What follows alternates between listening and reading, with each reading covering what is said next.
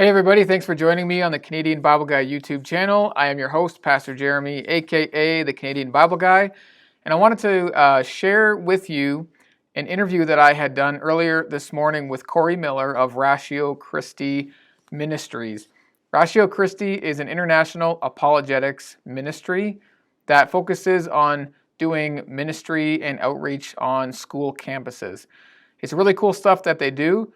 They have all kinds of fantastic free resources on their website, which I will post in the description section below. But I did want to share with you this interview that I did. I did it as part of the podcast that our church does here in Sault Ste. Marie, Ontario, at Bible Fellowship. But I thought it would be interesting to share with all of you as well. We talk about all kinds of stuff, including apologetics, including the state of the campuses, reaching out to students and young people, the social justice movements of our day, all kinds of interesting stuff. So I hope that you enjoy it. Well, thank you everybody for tuning in to today's show. Today I am, as you can see, doing this not with my usual partner, Pastor Craig. I'm doing it solo, or at least I'm interviewing solo, but I do have a special guest on the show that I'm really excited to talk to you about and interview for you. So today we've got on the show Corey Miller from Ratio Christi Ministries, and I'll get him to tell a little bit about what Ratio Christi is and what they do. But first, Corey, I just want to say personally, thank you for taking the time to do this morning and being on the show. It's great to be here, Jeremy. Pleasure to help with this any way I can, and good to get to know you and your fellowship there more. Yeah, I appreciate it. So Corey, let's just begin, if you don't mind, by something a little more personal. So I like to hear people's testimonies and hear how the Lord has called them into relationship with himself. And I just wanted to hear a little bit, if you don't mind, briefly, how you came to know the Lord and have gone into ministry for him. Sure. So I grew up as a seventh generation Mormon in Salt Lake City, Utah. My ancestor was one of Joseph Smith, the founder of Mormonism's bodyguards, and then ended up as a colonel in the Mormon battalion and answered to Brigham Young after Joseph Smith died and so forth. But that was my history, my background in religion. I wasn't searching for a new religion when something else happened. I was just doing my thing, and I had a friend invite me to go to a non-denominational camp in California, Christian camp, and I was invited to go to California for the whole summer and spend the summer at the beaches. That's why I wanted to go. But his dad conditioned it upon our going to this camp for 1 week, and he would pay for it. So I thought, okay, it can't be too bad. I got there. The speaker spoke on hell. I tell people it scared the hell out of me and heaven into me, quite literally. But I saw my sin be utterly sinful, and that is what made grace utterly graceful for the first time ever. I had lived my life with the Church of Jesus Christ of Latter-day Saints.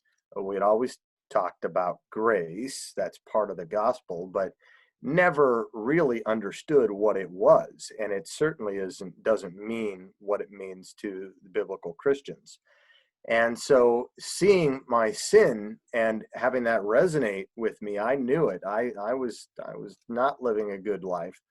Even though I was Mormon, I was not living a good life. And I saw the gospel for the first time. It penetrated, and I saw God's love in community for the first time, even though I'd grown up in religion. So it was quite shocking.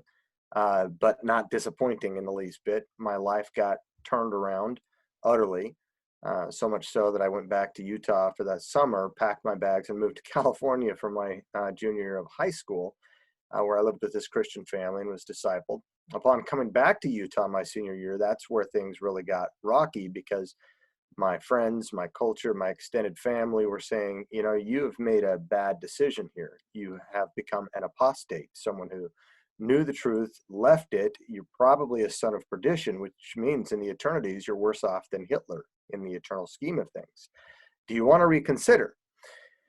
And I said yes.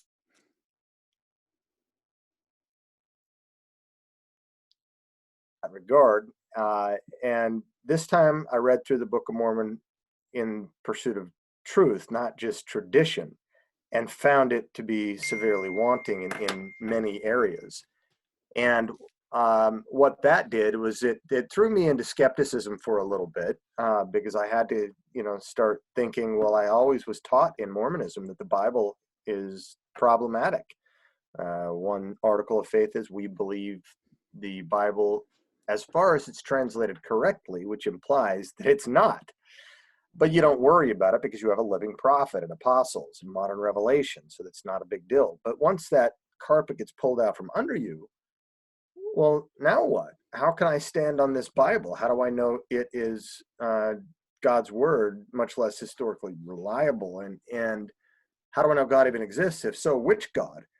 So that sent me into this trajectory of philosophy and comparative religions where I'm at today. And so I've been teaching for, a number of years at secular universities, philosophy and comparative religions, but now work full-time with Ratio Christi. Perfect. So I guess apologetics ministry really dovetails even into your own experience and your own testimony, where you've got these conflicting worldviews, the worldview of biblical Christianity and the worldview of Mormonism, which some people don't realize how wide the gap actually is between the two of them, caused you to really have to think about these things. Yeah, and thinking wasn't something I was interested in. I think I had a grade point average.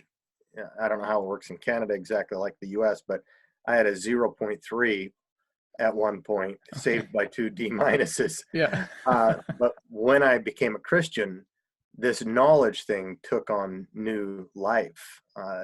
Knowledge is not peripheral to the Christian experience. It is central.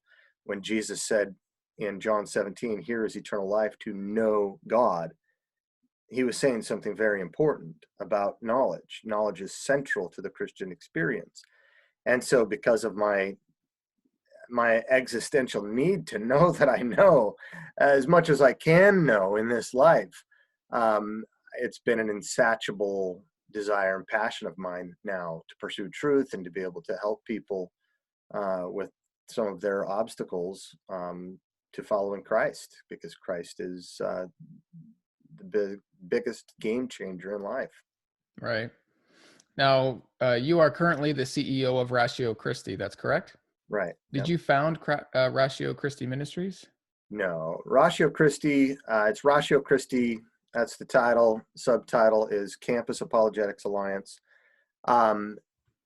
Ratio Christi was founded, it's been about 10 years this month, actually, as a 501c3 charitable status, CRAE in Canada, I guess.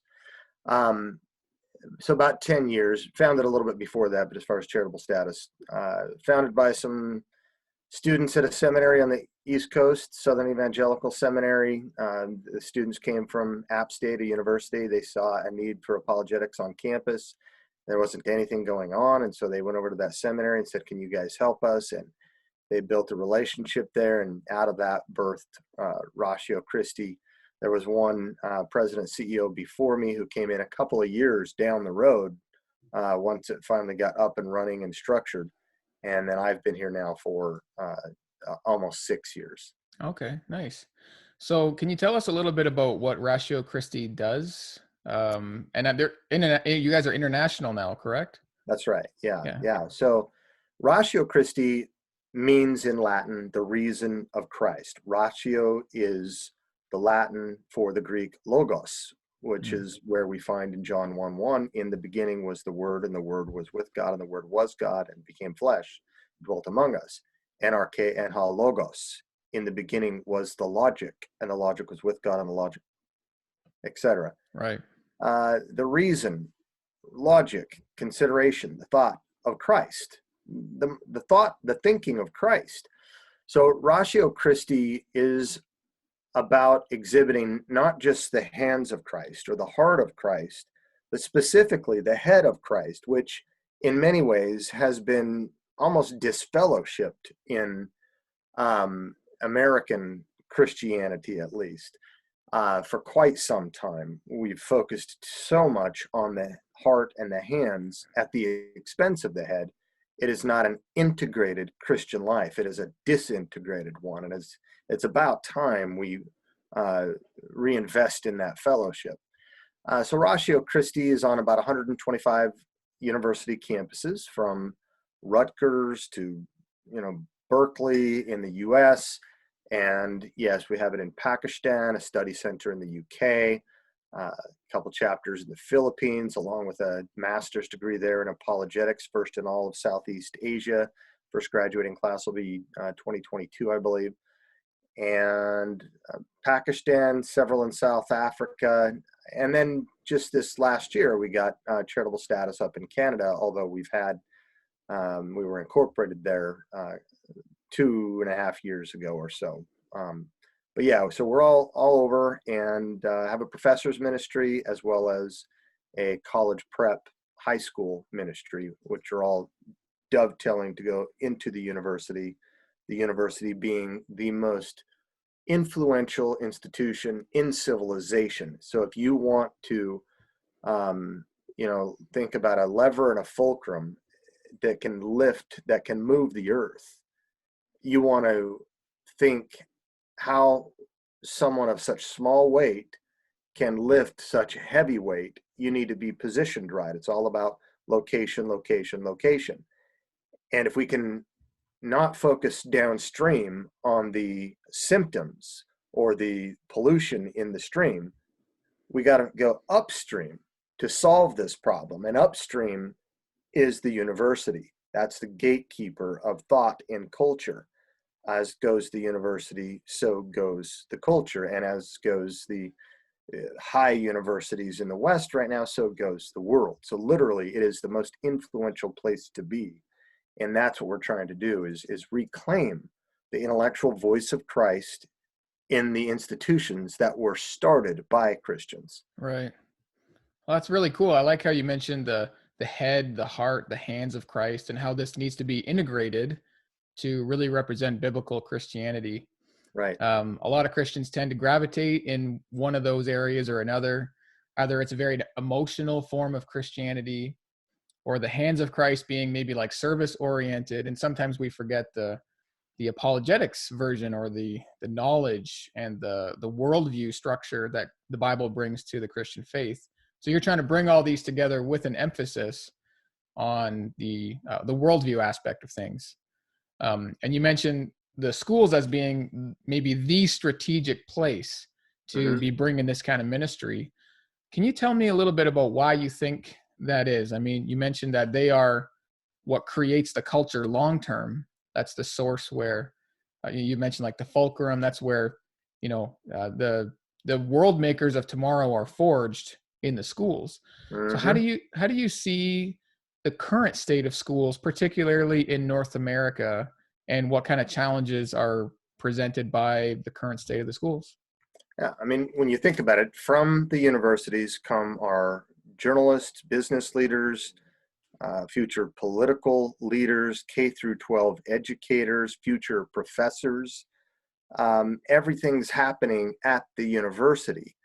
And I think that while Christians are the ones who really founded the universities, the Christian church in North America has abdicated her role and responsibility in high culture in places like media, government, and especially education.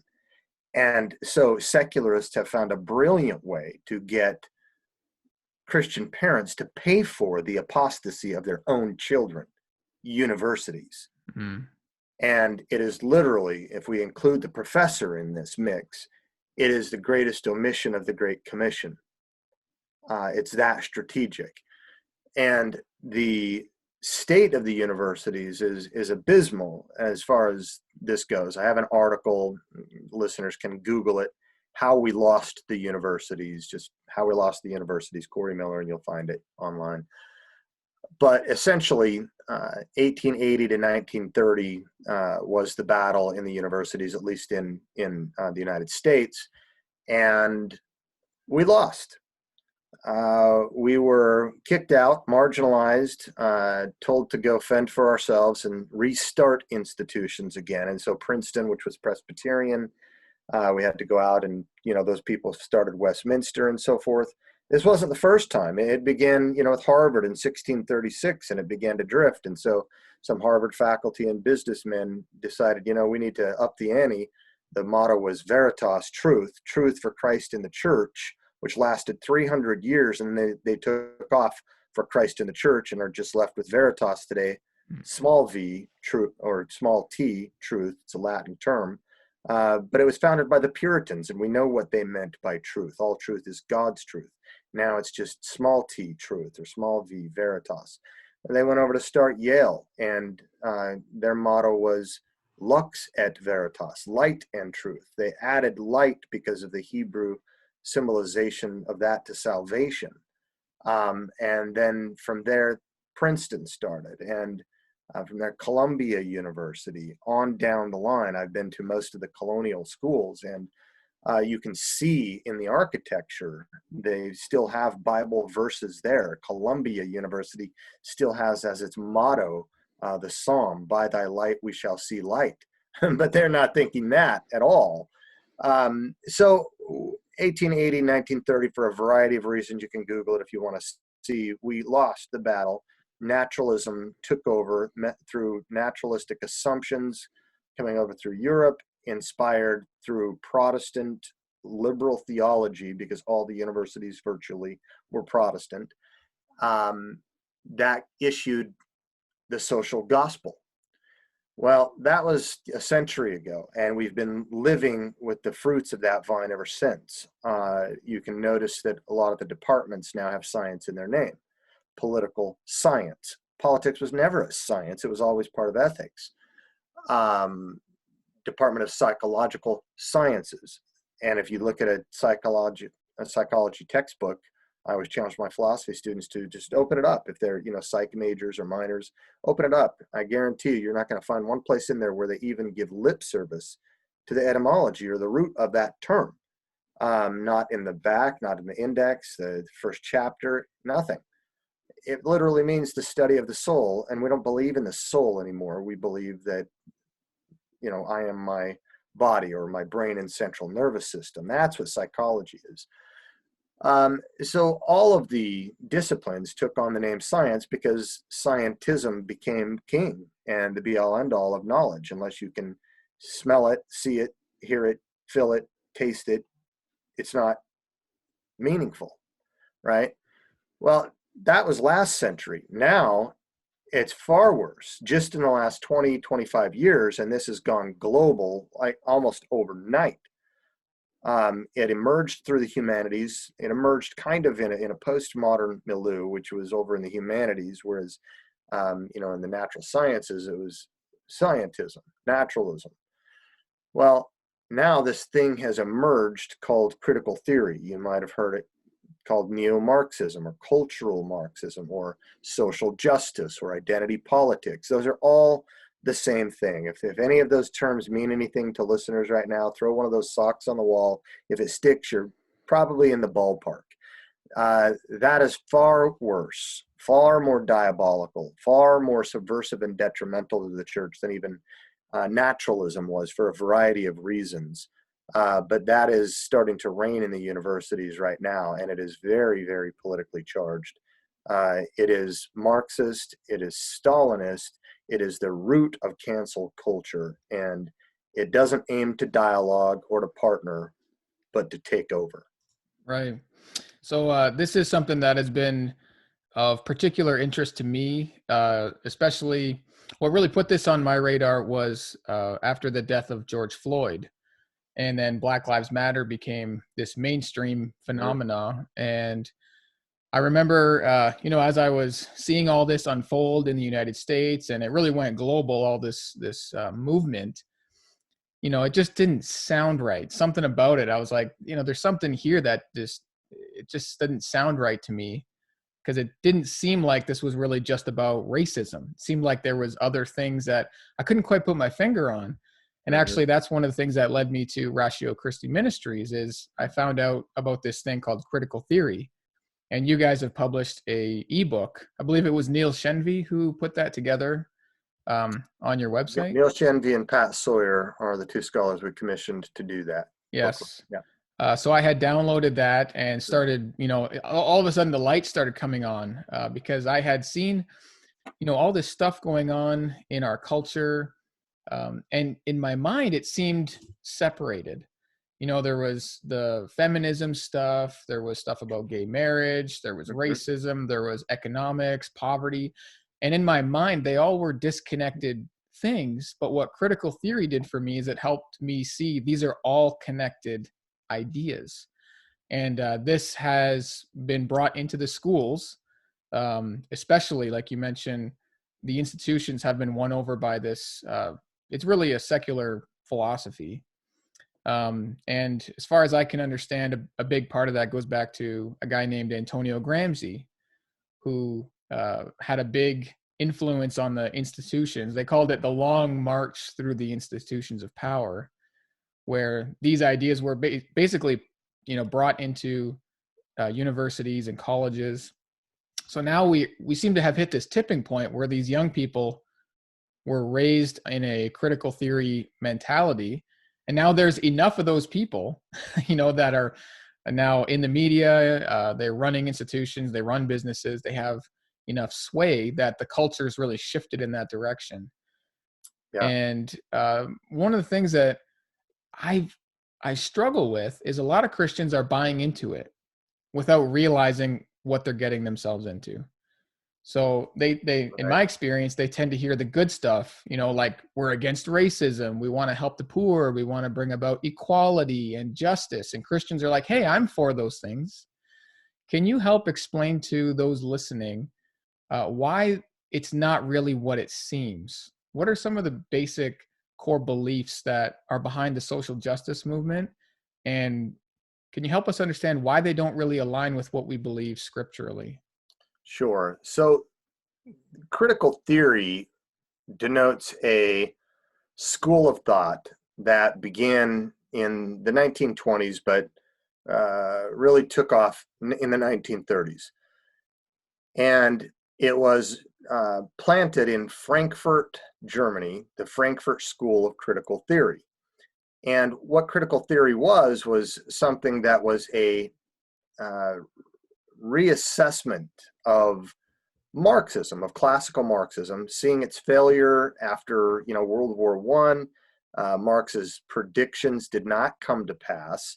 The workers of the world were supposed to unite, put on their boots, and revolt, throw off the bourgeois or the ruling class. Well, they didn't do that. They put on their boots and they went to war with each other.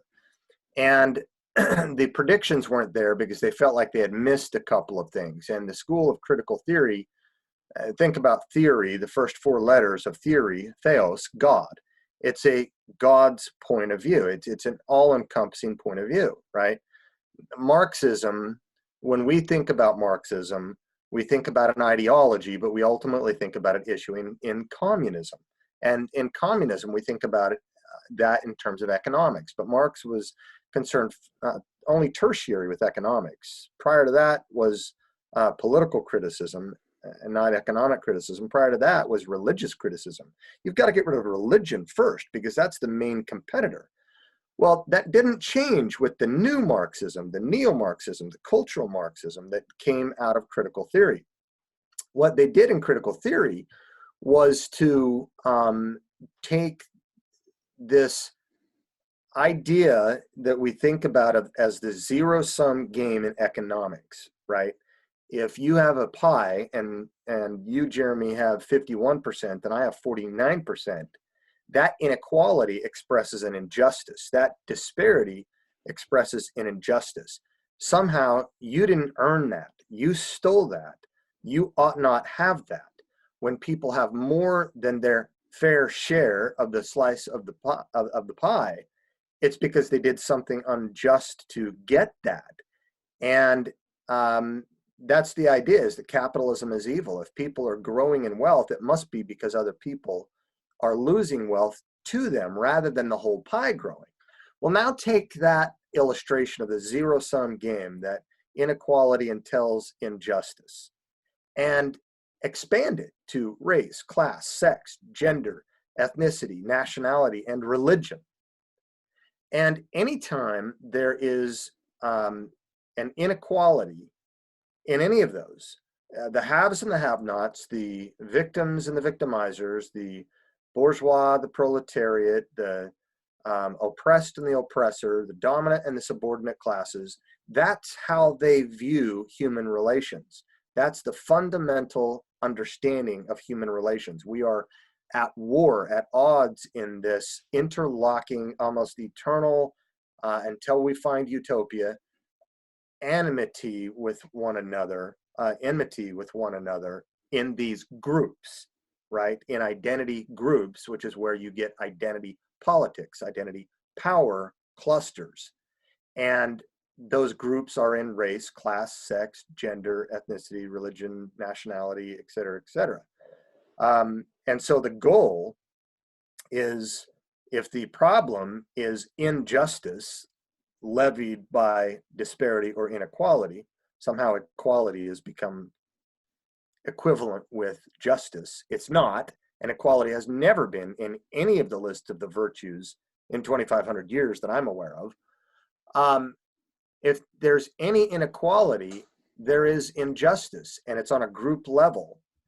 Social justice then is the goal. Cultural Marxism looks at it, and this is where Antonio Gramsci, an Italian Marxist, came in. He was not part of the School of Critical Theory in Frankfurt, Germany. He was down in Italy, got thrown in jail because he wasn't a fascist. And those critical theoretical Marxists weren't fascists. They were Antifa. They were anti-fascists. And most of them, at least up in Germany, the founders were Jews and globalists, socialists. Nazis, National Socialist Party, were nationalist socialists. And the National Socialists and the globalist socialists didn't get along. Stalin and Hitler, case in point. Well, you also had globalist socialists down in Italy, along with Mussolini being fascist. They're all socialists, but some are globalists and some are nationalists, and some of them, frankly, like blonde hair and blue eyes, too. But that aside, Gramsci was very influential in this hegemonic power structure, this way of communicating these things through stories, through the narratives of culture. And that's how you control or you change culture. But his intent in cultural Marxism, the idea that you mentioned about the long march through the institutions, was a statement said by a student of his, Rudy Deutsch. I forgot to pronounce the name, but it was essentially Gramsci's ideas. And the idea is that society is divided between its coercive elements and its non-coercive elements. Classical Marxism tried to revolt and go after the military and everything like that. Cultural Marxism says, no. We need to go after the non-coercive elements, and the coercive elements will follow suit. The non-coercive elements being religion and education primarily. We infiltrate the institutions, long-term investment. So what happened in 1933 when the Nazis came to power in Germany was not a good place to be if you were a Jew and a globalist socialist. So they took off from there, and they ended up in New York in Columbia University, spread from there to Brandeis and other schools on the West Coast, and wrote these books and pamphlets and tracts by the 1960s, just in time for the student protests and the sexual revolution. Those people who continued on in the education, in academia, by the time the 90s rolled around, they had all the influence. And from the 90s to now, things have been changing radically. And so basically it's the idea that we are the haves and the have-nots. Inequality exists. It means injustice exists. The ethical goal is liberation or social justice, not the social gospel. And the way to do that is through these hegemonic narratives that we tell. And the Bible is the ultimate hegemonic power that underwrites patriarchy and heteronormativity and all this bad stuff in the West. And so it's a communist revolution. And that's what we're living in right now. And even neo-atheists in the universities are panicking because they're being eclipsed and taken over by this stuff. And this stuff is wet and juicy. It's not dry like the old science stuff. It's about justice. It's about compassion. And that's how it gets into the churches. Well, it speaks to people's hearts because nobody wants to see injustice continue. So you've got all these young people who've been told for years, all through their formative years, that if there's inequality, that disparity proves there's injustice, right? Somebody had to stomp on somebody else to get more than they did. And so then you've got this idea in your mind that the world is all people groups warring for power. One group has essentially won the power struggle. And so now you've got this basically this narrative of the world that men oppress women and straight people oppress gay people and cisgender oppress transgender and the rich oppress the poor. And functionally, it's like, this is not the world we want to live in. We want to see equality for all. And we turn these students basically into activists and send them out into the world to go and try and fix all these social ills. And like you mentioned right there at the end, the church seems to be joining on this. But in my estimation, it seems like the church is starting to fracture a little bit, because you've got Christians and even whole churches or denominations that are embracing social justice philosophies. And you've got others now who seem to be pushing back and saying, no, this stuff is dangerous. And I perceive a little bit of a war going on even within the North American church on these issues. Can you explain to me why the church seems to be attracted to this mentality? Why is it that we are embracing a secular worldview of social justice, and kind of just slapping a Christian label on top of it? Couple of reasons. One, as I think R.C. Sproul, a theologian, once said, we are living in the most anti-intellectual period in the church age.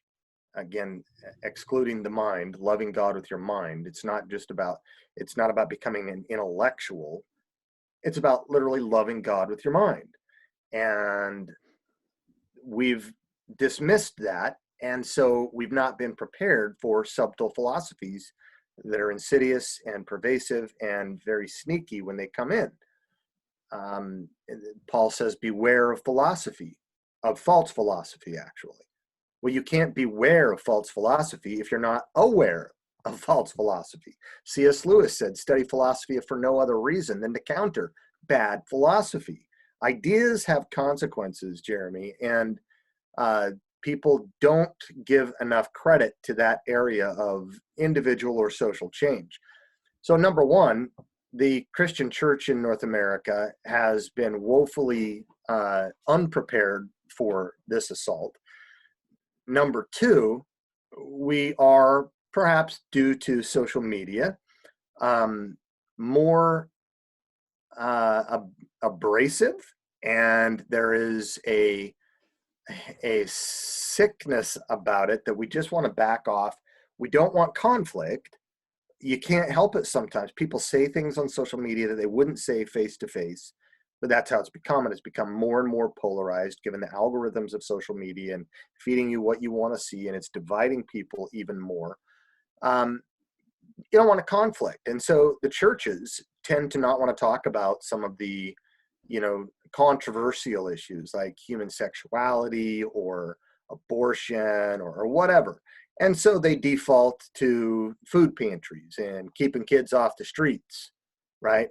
But they don't tell why they're doing it, because if they do, they're considered extremist according to the most recent polls, if you're proselytizing. So give us your money, give us your hands and your heart, keep your head out of it, and don't tell us why you're doing this, otherwise you're an extremist.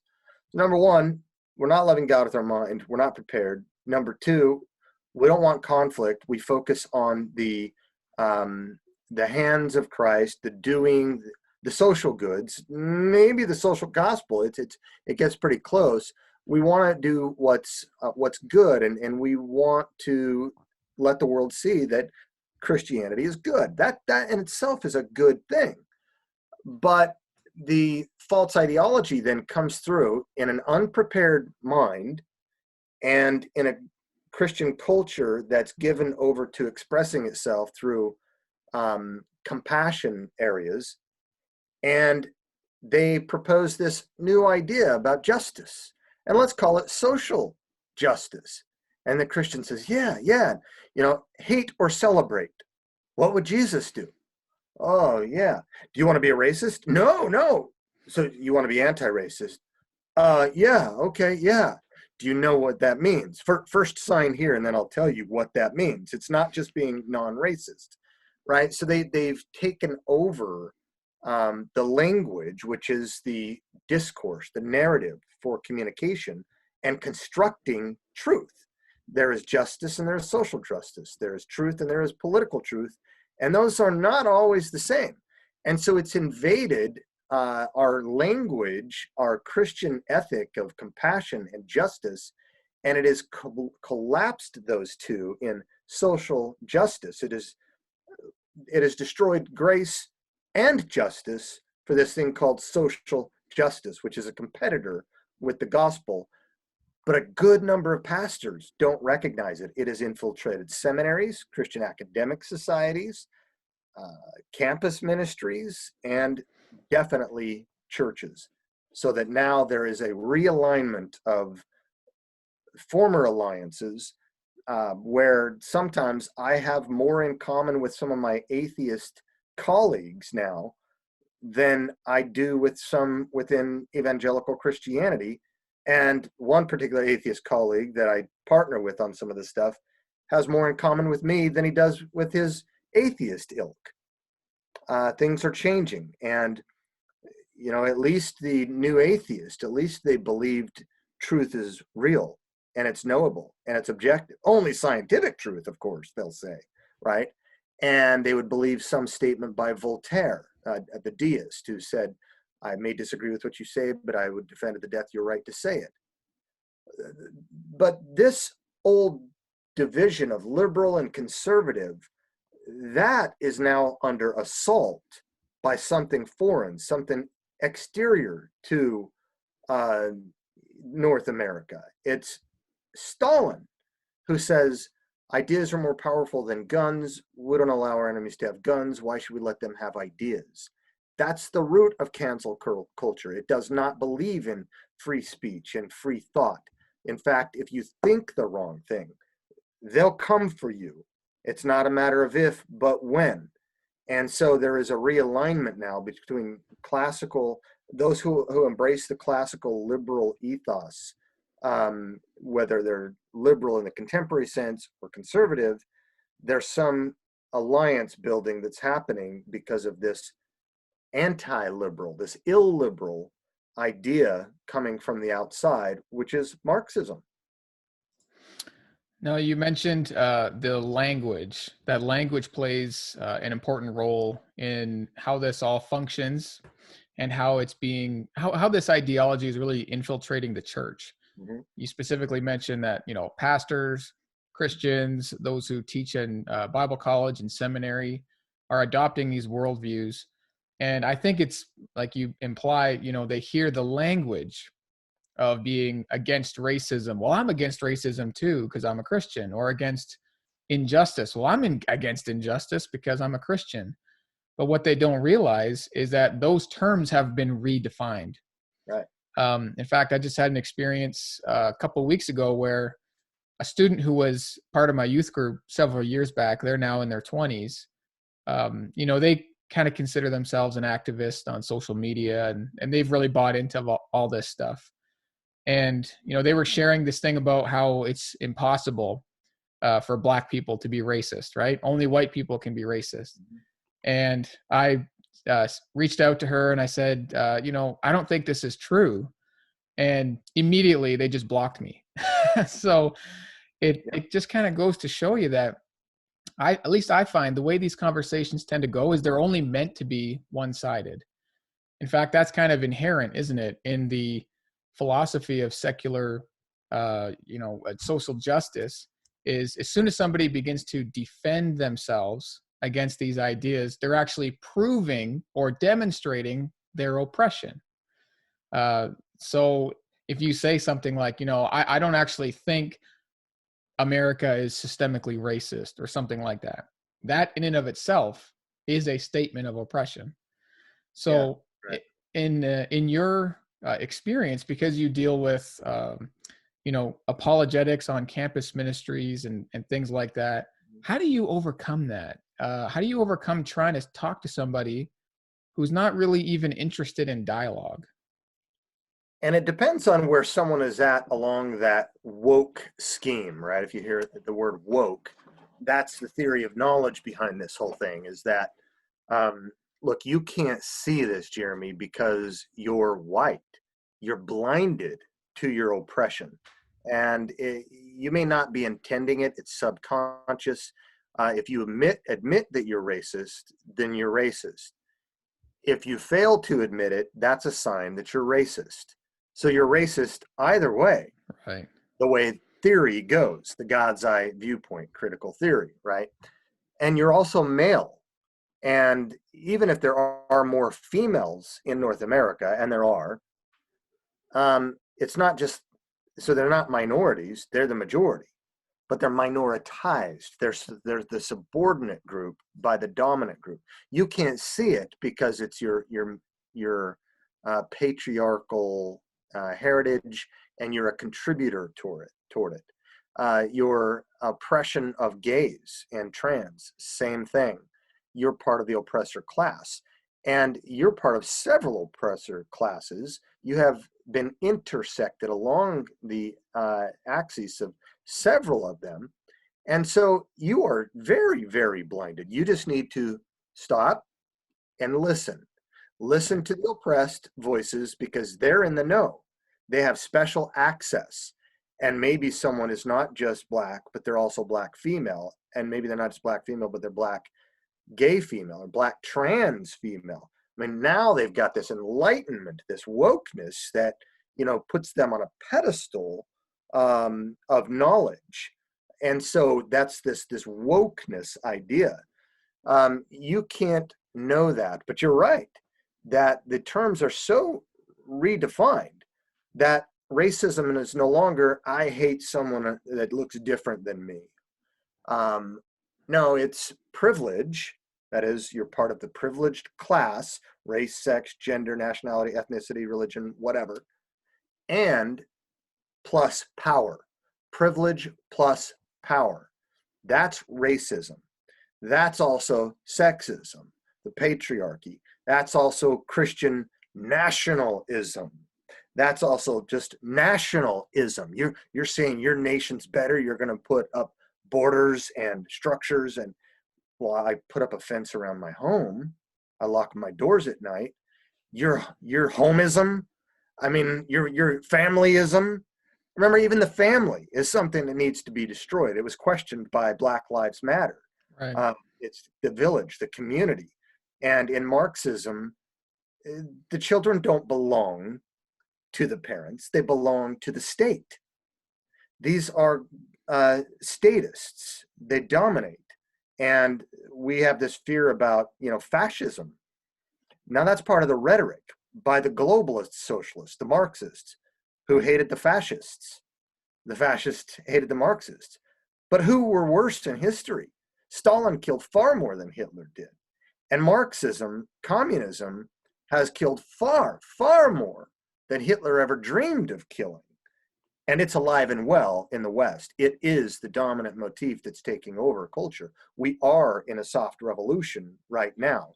And soft revolution is what cultural Marxism or neo-Marxism actually is. It's the infiltration of the institutions. And once you take those over sufficiently and start changing the language and the narrative, the discourse, and you villainize, you demonize, you make the other group guilty of, witchcraft and so forth. So they start apologizing, and then apologies are never good enough. You can never apologize long enough. There's no forgiveness here. There's no other virtues of forgiveness and love. It's all about justice, social justice, which simply means absolute equality across the board, even if it means coercion and force to get there. Right. Now, in my conversations with Christians, I find that, a lot of the stuff that you're talking about here is stuff that I feel like I'm pretty aware of, but I wasn't necessarily as aware of it, let's say, a year ago.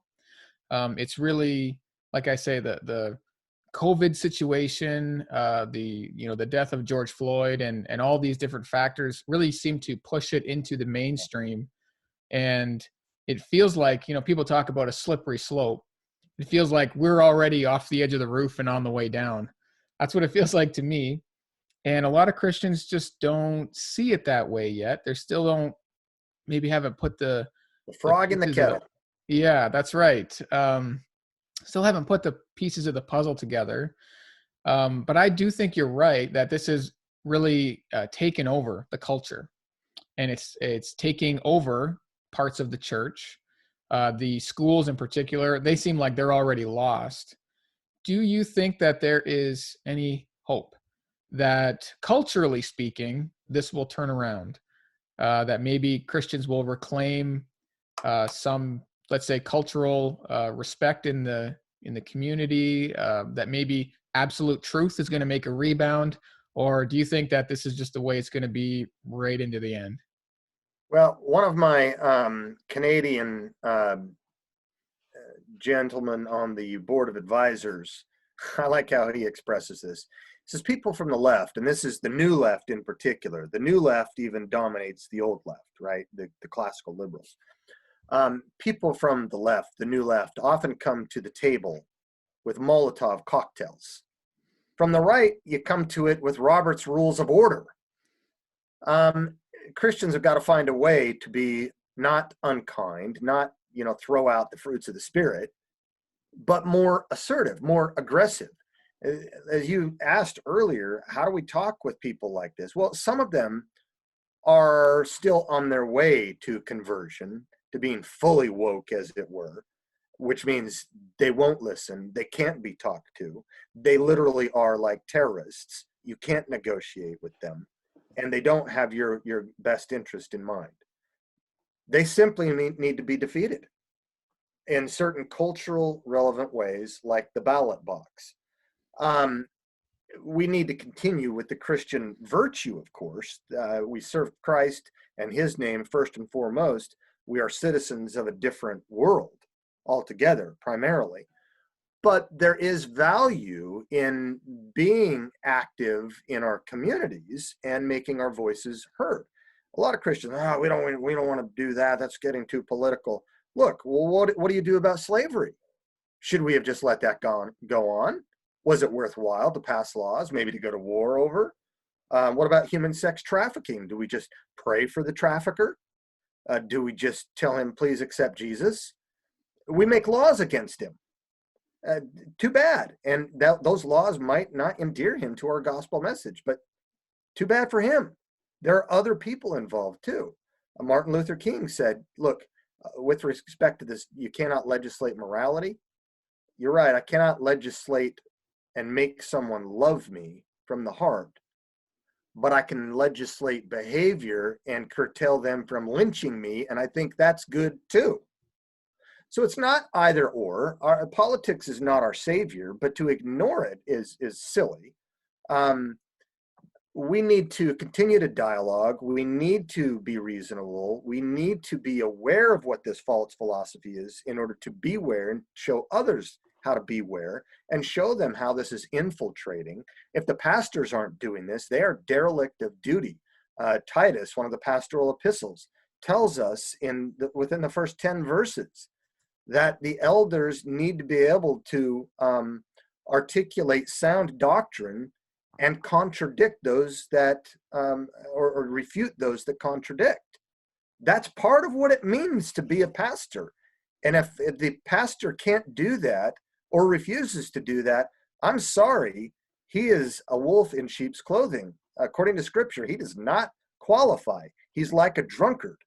And drunkards or people with many wives or whatever, all that qualification list, he ought not be a pastor, a shepherd over God's people. So there are ways we can still discourse, but when people get so woke, they're beyond that.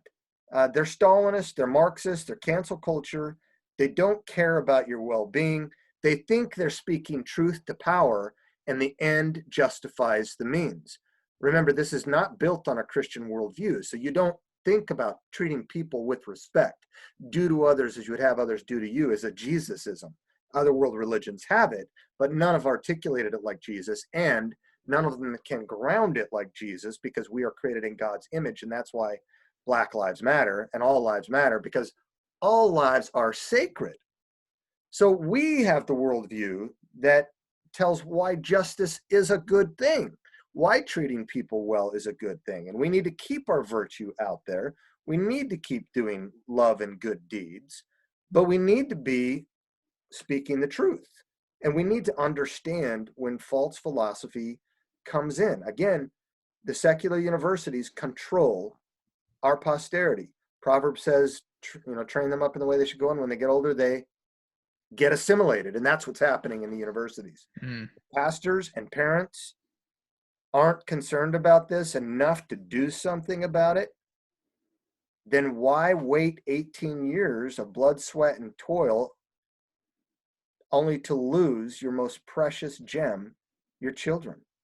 That's what's going to happen. That's what is happening. Actually, you bring up something that I was just thinking about as you were talking, which is the role of parents in Christian discipleship, in refuting the different things that are going to impact their children, both when they're young and when they're a little bit older.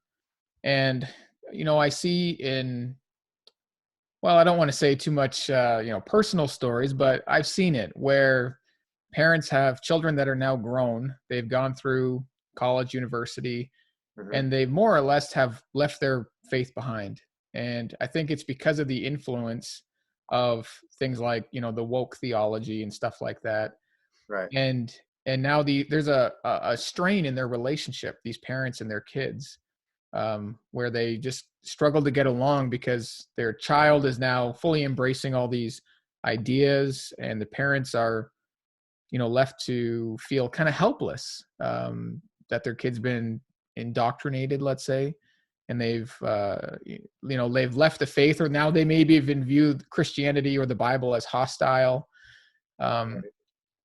What would you say as a word of encouragement to older parents whose kids are already grown, they're already out of the house, they're kind of living their own life, but they've walked away from the faith, and maybe they wish they could reverse time and go back and do it differently, but it's too late for that. What would you say to a parent in that situation by way of encouragement? Well, look, the story is never over until it's over, right? So you continue to pray for your children or your grandchildren or your neighbors, friends, but you relate to them as well, and you treat them well. You treat them with love, but you speak truth and love.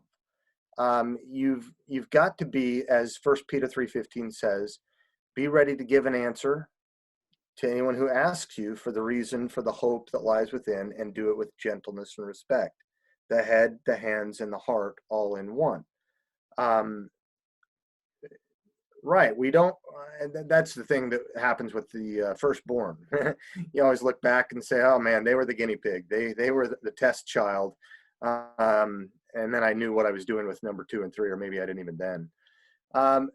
You continue to pray. You continue to pursue them. You continue to proclaim truth. Pray, pursue, proclaim.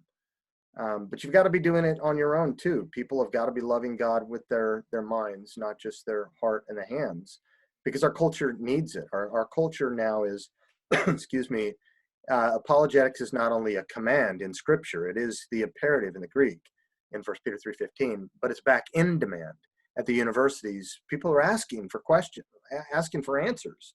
They're asking good questions. We need to give them good answers. We need to be prepared to do that. There is hope for those relationships. There is hope for our culture. But Jeremy, we may be going into a dark age in this culture.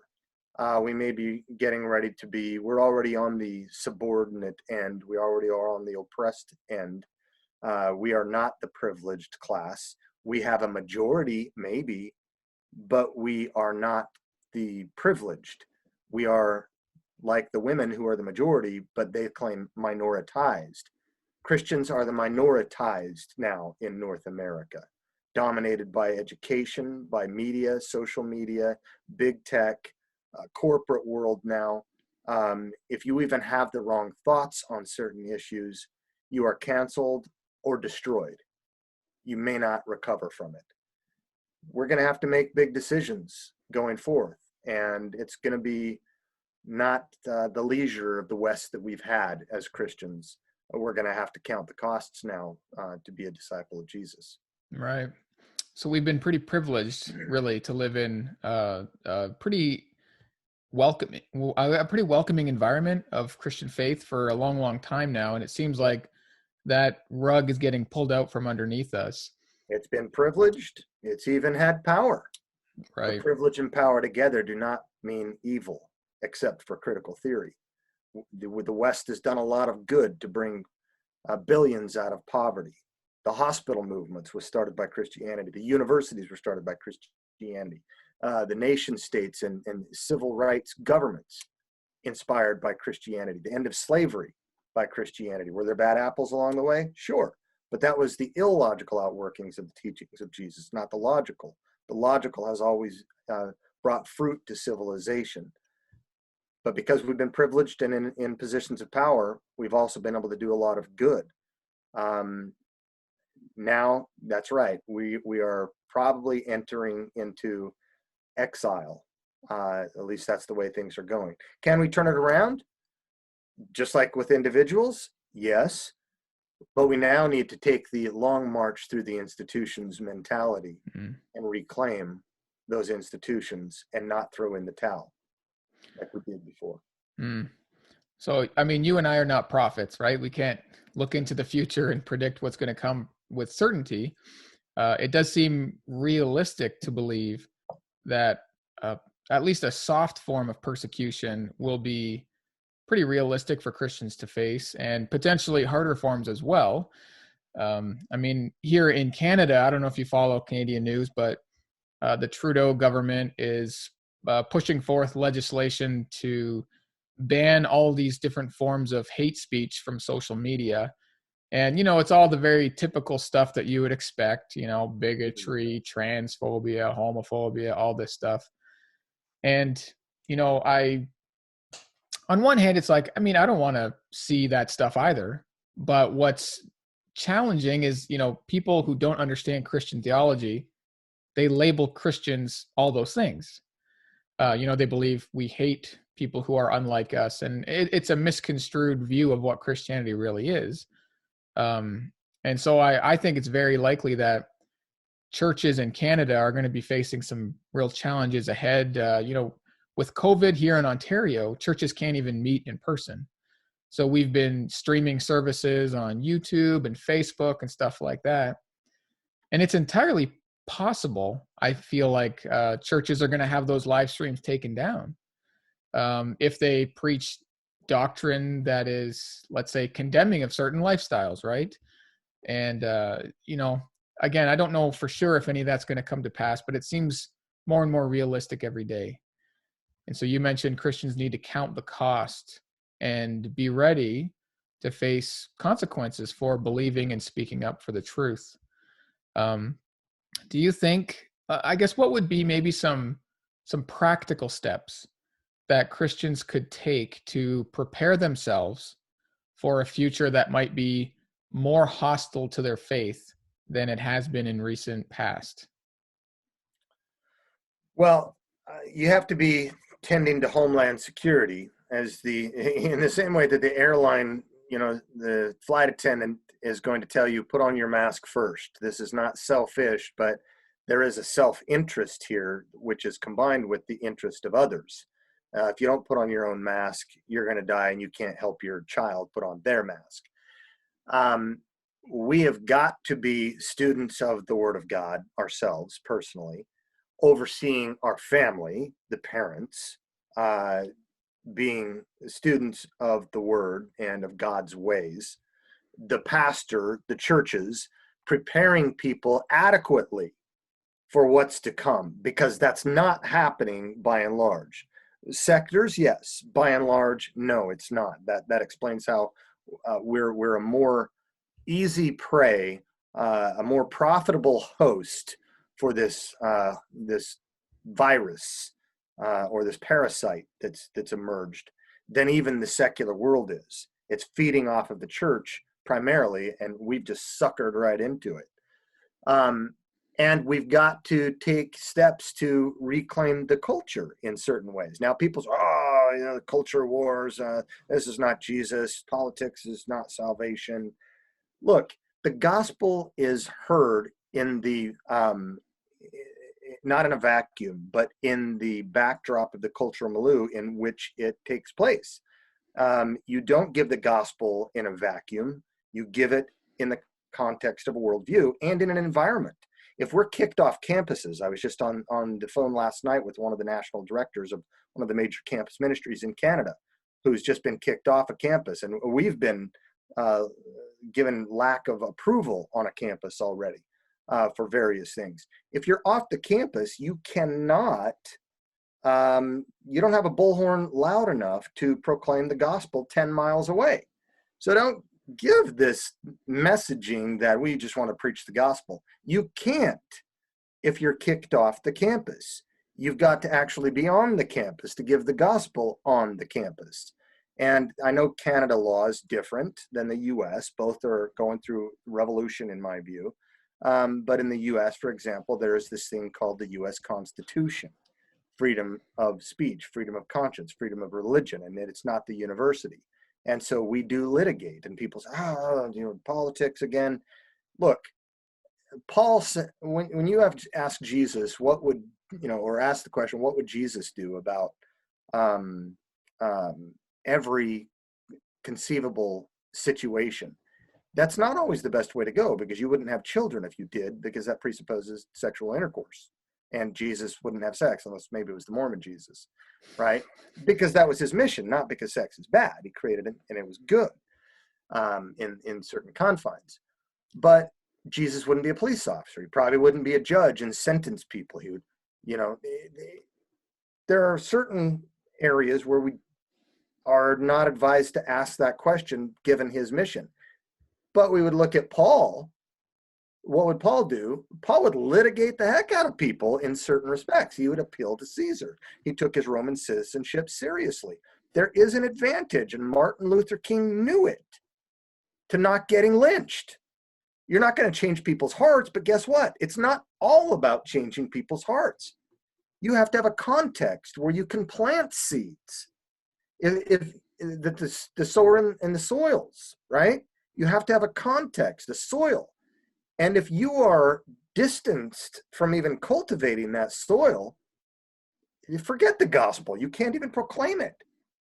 And whenever you proclaim the gospel now, people see you as, oh, you believe that whole thing. You believe that guy who believed that God who hated gays.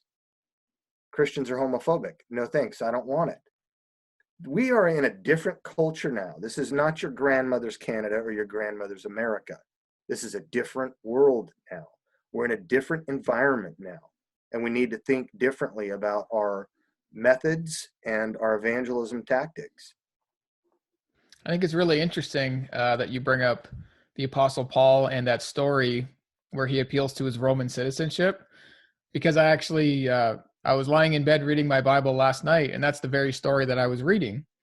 And it struck me as interesting because he uses what is essentially, he leverages a political means in order to gain and the ability to speak on his own defense. And then his ability he takes that opportunity to proclaim the gospel. So we can't make this either or, right? It's got to be. Yeah. We've got 30 cases of legal proceedings. We've not lost a single one of those. 2 federal victories. Wow. On January 12th, we gave oral arguments at the Supreme Court for one. And we're getting ready to enter into litigation with the executive branch of government here. We believe in defending the faith and defending the ability to defend the faith at Ratio Christi. If your listeners want to know more, go to ratiochristi.org. If they're subject to the chat room here, I've put in that booklet that you had mentioned earlier too. We have resources, publications that are downloadable on a host of different issues where they can come and get themselves resourced and prepare for what's already here. The barbarians are not at the gates, they're in the citadel. Well put. I'll make sure that when I put this up on YouTube, I'll put some of those links in the description section to your website to Yeah. check out. And all those resources are free on your website. Is that correct? Right. Awesome. So that's a great service to the church. I really appreciate all that the ministry of Ratio Christi and what you guys are doing. I think it's fantastic. As a youth pastor myself, I care a lot about students, and I've been serving on the high school campuses for a long time. They're a challenging environment, so I appreciate what you guys do. And I especially appreciate you taking time to chat with me this morning. Well, God bless you, Jeremy. You've got great potential there with your work, and I know you're facing a lot in Canada right now too. I do follow the news, and we're advancing in Canada ourselves, and so it's certainly a place to navigate in order to proclaim the gospel. Thank you. I appreciate that. So thanks for your time, Corey, and for being on the program today. And God bless you. Bless you too, Jeremy. Bye-bye.